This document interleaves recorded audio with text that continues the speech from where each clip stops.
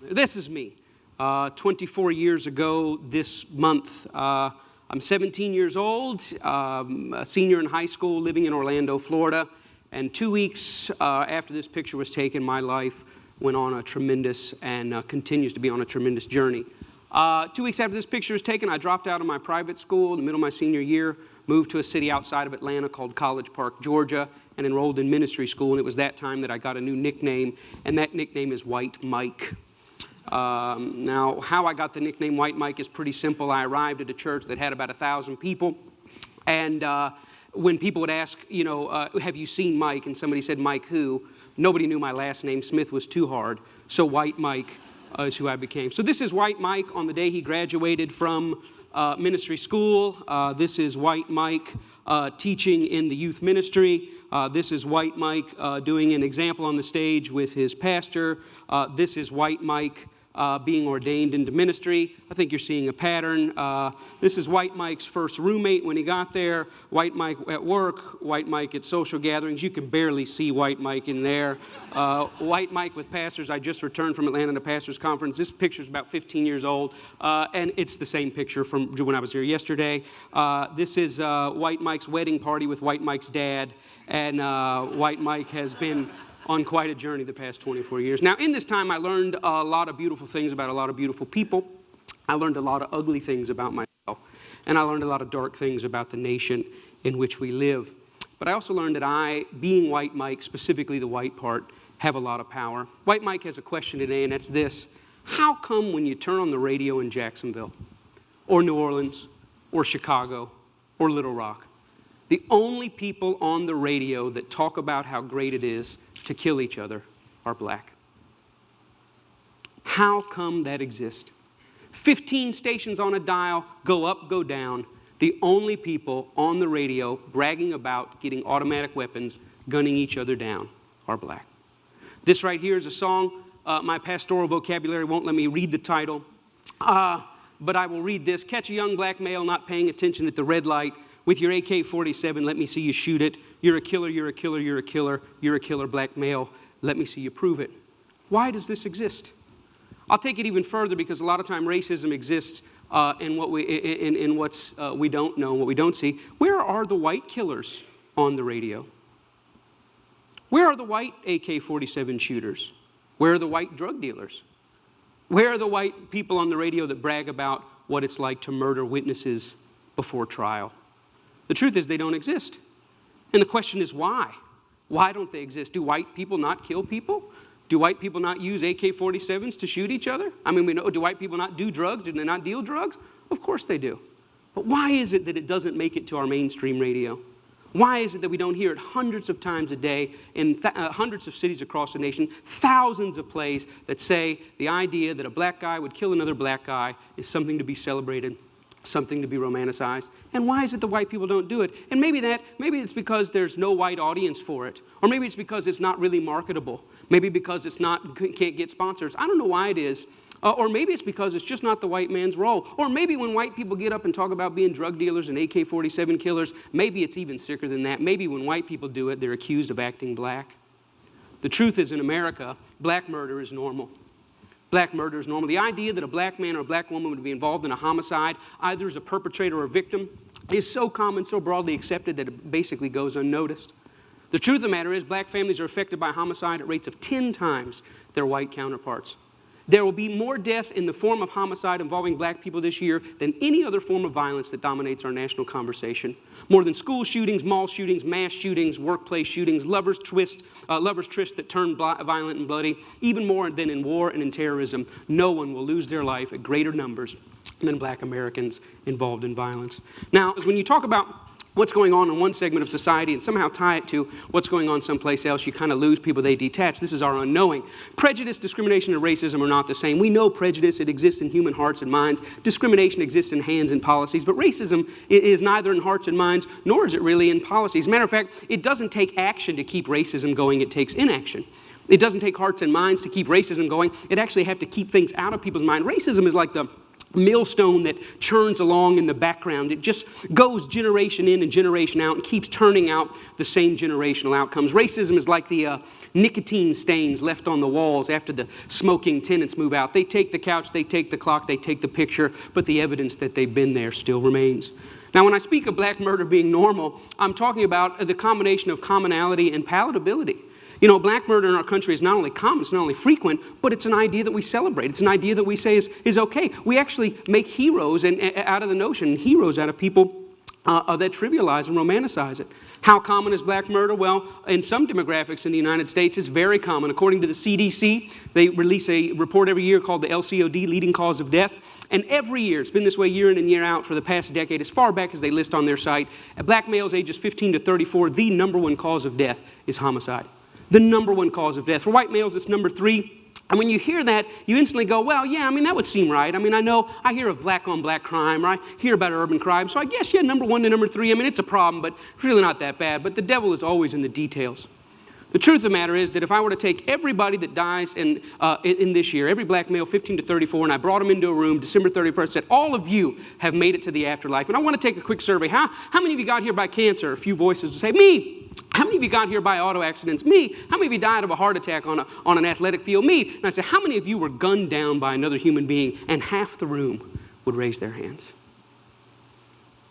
Now, every time I show this information, people always say, well, if the number 3 cause of death for white males, what is the number 1 cause of death? And without fail, year after year, it's called unintentional injuries, accidents, falling off a four-wheeler, crashing a go-kart, or bungee jumping without paying attention to, knots and things like that. And so basically, the American story is white kids are dying because they're clumsy, and black kids are dying because they're gunned down. Chicago, just like New Orleans, just like Jacksonville, just like Little Rock. How common is black murder? The past 3 years, there's been about 1,270 victims of homicide, 2012, all the way up to this week in 2014. And of those victims, 64 were white. Now, this transcends the simple diagnosis that we have. Well, it's education, it's poverty, it's family structure. As you study it locally, nationally, as you study it decade after decade, it doesn't follow any of those easy answers. Something much deeper and much darker is at work. How common is black murder? Well, in my entire life, 1973 to 2014, there has never been a year since I've been breathing that blacks have not been overrepresented in homicide. Never been a year that you can go into a morgue and you don't see blacks overrepresented. It's the story of America. It's certainly the story of America in my lifetime. My question is, what will be the first year that we see it a 1-to-1 ratio? I mean, if it's somewhere between 7-to-1 and 10-to-1 now, I mean, when will it be 1-to-1? We would consider it a huge national victory if we ever got it to 5-to-1, to 4-to-1, to 3-to-1. Violent crime has gone down over the past 40 years. People say, isn't that great? No, because prison has gone up over the past 40 years. And no matter the fact that violent crime has gone down or prison has gone up, what's never closed is the gap. There's always that gap, 6-to-1, 7-to-1, 8-to-1. Usually it's the smartest person in the room at this point that yells out from the back, so are you saying you want more white people killed? And then all of a sudden I realize that's why we die in clumsy accidents. All right, here we go.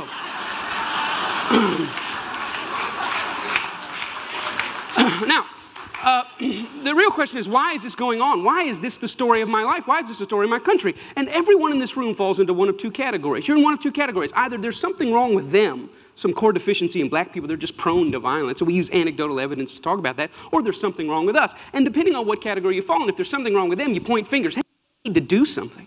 If you say there's something wrong with us, then you roll up your sleeves and you get busy. Well, the truth is there is something wrong with us, and that's years ago we set off a bomb, and that bomb affected our cultural soil. It affected our definitions. It affected our expectations. It affected who we are, how we describe ourselves, and how we describe other people. What we believe down to the core of our being. It's in our air, it's in our cultural water, and it's passed down from generation to generation. Now, again, it would take me a few TED Talks to really get into this, but the bomb is about lies. It's about deep lies. One of the lies is that blackness is somehow associated with criminality, sexual deviance, and violence. That when you come across blackness, that inherent in being black, there's some sort of deviance, violence, and criminality associated. And that's a derivative of a greater lie, which is that somehow black life is inferior to white life, that the value of it is less. That if you were weighed in the scale, the black life just weighs a little less. That if you were trying to cash it in on the street, you'd get a little less money for it. And these are essential to, these are the lies that help build our nation, help build the Western world. And here's what's interesting about this, is these lies are not only lies we've told about black people, but we've told to them. I was in an unsolved homicides meeting here in Jacksonville last year, 1,100 unsolved homicides. I was there with the families. They were having a conversation with our sheriff's department, and on the walls were all the pictures of the victims, and you already know the vast majority of the pictures were of black residents of Jacksonville. There were white families there, certainly, and I'm not trying to say that it doesn't happen among the white community. Of course it does. But I'll never forget a mom interrupted the detective. She said, "Excuse me, I have a question." He said, "Yes, ma'am." She said, "I know you don't know who killed my daughter, but I have a more important question." He said, "What is that?" She said, "When you picked my daughter's body up off the side of the road," she said, "How did you do it?" He said, "What do you mean, how did I do it?" She said, "Well, did you pick her up, and did you set her on the gurney, and did you zip her up in the bag, and did you slide her in the back of the van, and did you shut the doors gently?" She said, "Or did you just pick her up, slam her down, zip her up, and put it in?" She says, "I want to know how you treated my daughter's body when you picked it up off the ground." She said, "Did you treat it like you would treat a white man's daughter?" That's a very interesting question. As though a mother doesn't have enough to deal with, she also has to wonder that when the people working the crime did it, did they work it as somebody's personal, precious life was solved, or is it just another dead black kid on the street? Another mother popped up. She said, "Yeah, I know you don't have the answer to who killed my son." He says, "Ma'am, you know I would call you if I had it. I want to call you." She said, "I know I don't need a phone call." She said, "But I do need to know that you pay attention to it. And I do need to know that my son's death matters." And here's why. Because she sees the files on her desk and on his desk in her mind, and she sees the stacks in her mind of dead black kids, and she sees the stacks of little white kids, and she just wants to make sure that in the common thing that happens all the time, that her son's life is just as precious as everyone else's. Black murder is normal. I mean, when I talk about it, none of you are really shocked. The most you can say is, "Well, I didn't know it was that bad," which brings up the real question about palatability. Are we comfortable with it being like this? Are we comfortable? I'm 41 years old. Are we comfortable with living in a nation where this goes on? Well, if we're not comfortable, if we're not okay, are we appalled and outraged? And when I say we, I mean we. Are we appalled and outraged? That's the question. There are certainly people all over the country doing something about it, but when I discovered that them doing something about it is totally different than we doing something about it.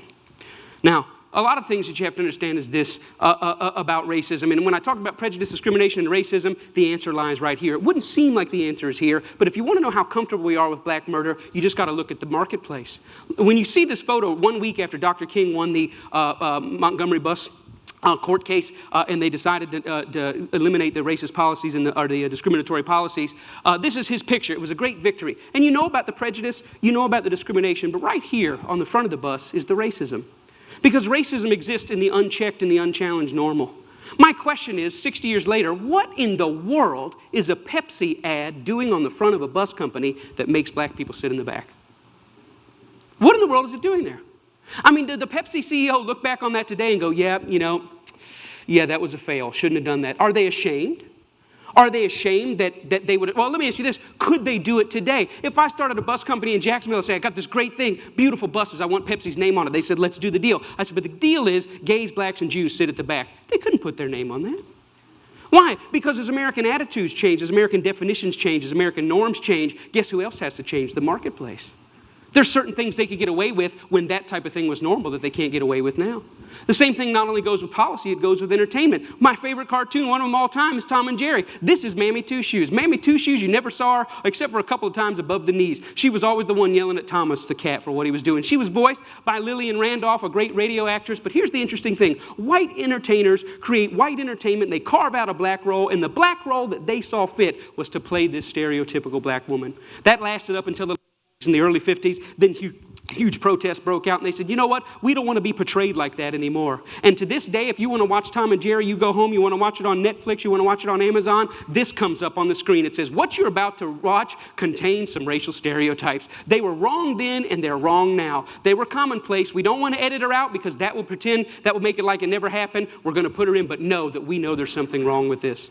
Now, we don't have Mammy Two Shoes today. You can't get away with it. Nobody would put it out there. But we do have black people that get on the radio every day in white-owned companies, white-owned stations with white-owned sponsors that play the role of hypersexualized, hypercriminalized male. I ask these advertisers, I say, "I've got hundreds of songs a day that celebrate killing animals. Will you put them on your station?" They said, "No." "I got hundreds of songs a day that talk about assaulting women and abusing kids. Would you put them on your station?" They said, "No." I said, "I got hundreds of songs a day that talk about murdering blacks. Would you put them on your stations?" They said, "Well, that depends." Depends on what? Who it's done by and who it's branded for. Because if we can get black folks to sing about it and we can brand it for our youngest black audiences, I think there's money to be made. I think there's American appetites to see these people that way. I said, how can you say that? They said, well, look, it's what these artists know. It's what they, black people, create. It's, matter of fact, our surveys say it's what they want to hear, which speaks of a sickness. How do we live in a society where somebody says, you know what, I'm inspired to write a song that celebrates murdering another person. And then a person says, I'd like to put that on my station. Another person said, I'd like to pay for it. And then there's people out here in the audience that go, I'd love to hear it, as long as it's black guys. Because even white people buy rap music, buy this type of stuff, because we know that when we want to hear about killing each other, we know who to turn to for that type of inspiration. We call it our music. We say we own it. White people buy more rap than black people. Yeah, but we're very careful to turn it down at the stoplight when other black people are there. Why? Because we know we're just pretending. For them, it's more authentic and real. I always ask the companies, what about your name? What about your brand? What about your value? And the largest radio company in the world said this: it's okay that we only have drug dealers on our black youth stations. We only have murders on our black youth stations. We support black charities. We give out water at the Martin Luther King parade. I think we've got it covered. We've bought them off. Now, people get upset, the smartest guys in the room again. You're talking about censorship. I don't believe that. I believe in free art. Make whatever you want. I believe you should make music about anti-Semitism. I believe you should make music about killing dogs. I believe in this country you should make music about bashing homosexuals and driving them behind trucks. I believe you should make music about stringing people up on trees. I believe you should make music about killing whitey. I believe you should make all that music. But I also believe that in the mainstream marketplace, people should hesitate associating their name with certain content. You know, there's certain stuff you can't buy at the store. Certain stuff you can't get on iTunes because their brand doesn't want it. But if you want to hear black people celebrating killing black people, they got thousands and thousands and thousands of those things to sell you. I don't think it's about censorship. I think it's about American cultural hypocrisy. Because here's the truth. These black entertainers, they can't sing just about anything. There's some stuff that'll get them fired. And they get dropped, and they get fired, and they get slapped on the wrist, and they get disciplined all the time. Why? Because sometimes they step over the bounds. A very famous case is what happened with Rick Ross. Rick Ross is the Mammy Two Shoes, one of the many Mammy Two Shoes of our day. He's a black entertainer in a world carved out for him, and a role carved out for him by white entertainment companies. And one day he talked about, in the middle of a song that celebrated dealing drugs and killing blacks, he made a reference to date rape. And when he made that reference to date rape, that set social media on fire. That got 100,000 petitions in 24 hours. Hey, buddy, date rape is no joke. That had white people standing outside of Reebok in New York saying, you better take this seriously. We're tired of a rape culture in America. One line in one song moved the masses. And you know what Reebok did? Did they stand by him and say, hey, we believe in freedom of speech. We believe in freedom of expression. It's just a song. Calm down. No, they fired his tail on the spot. The president came out and said, this goes against our high standards. He's gone against the values of our brand. Shame on Rick Ross. We're disappointed. He doesn't know how serious date rape is. And when I saw that, I thought, wow, how convenient. Isn't that amazing? But here's what really happened. It's not their brand, it's not their values. Rick Ross went off script. He was hired to get black customers, and they think that black customers go with black bait. And in America, black bait is the hyper-criminalized, hyper-sexualized portrayal of black people. And as long as he had sung about that, the stuff that got him hired, he still have a job at Reebok. But when he touched other sensitivities that affect us, he lost his job. See, the truth is, it's not they that need to change. It's we that need to change. We created the lies. We created them for our profit. We own the companies. We own the record labels. We own the advertisers, and we keep putting it out. And it's this that's got to change. I thought about it. You know what? I wonder if White Mike could get anybody's attention on this. So I stood outside of a Walmart, and I said, hey, I don't think killing cops and killing blacks is very cool. And you know what? It only took 7 weeks of Mike standing out there, and they wrote a letter and said, yeah, we don't think it's cool either. We're going to pull our name off of that. The largest retailer in the world had never considered that maybe their commercial shouldn't be right before or after a song about young black men being gunned down. And I realized this, that black murder is normal, but it should not be. And I realized the importance at the coffee table, at every headline, every pastor's gathering, every family gathering to say, you know what, these black lives matter. It's not just another black kid. These are human beings. I'm doing my best in every way, shape, and form. Talks like this everywhere I can go to say, you know what, I was born in a world where black murder was normal. My kids were born into a world where black murder is normal, but I don't want to die in a world where black murder is normal. Am I 5 years or 10 years away? I don't know, but I'm screaming as high as I can. Let's feel this pain, and let's lift our voice to tell the lies. They are not criminals, they are not deviants, and their lives are just as important as ours. Thank you very much.